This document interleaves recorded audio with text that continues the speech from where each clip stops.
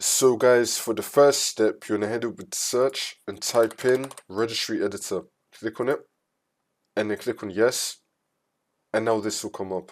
And now once you're on this, you can follow everything that I'll be doing up here. So first you want to expand history current user, and now you want to expand software, and now we're going to expand policies, and now we're going to expand Google, and now we're going to find the Chrome folder. You want to right click on it, and then click on delete, and then click on yes. And now once you've deleted the Chrome folder, we can now unexpand all of this.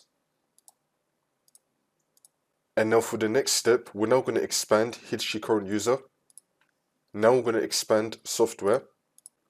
And now we're going to expand policies. And you should be seeing the Google folder again. There also may be a chance where you do not see the Google folder. It's fine, you could just ignore it then. But if you do have the Google folder, then we're going to expand Google. And you want to delete the Chrome folder. Right click on it, and then click on delete. And then click on yes. And now for the last step, you just want to restart your computer. And then the problem should be fixed.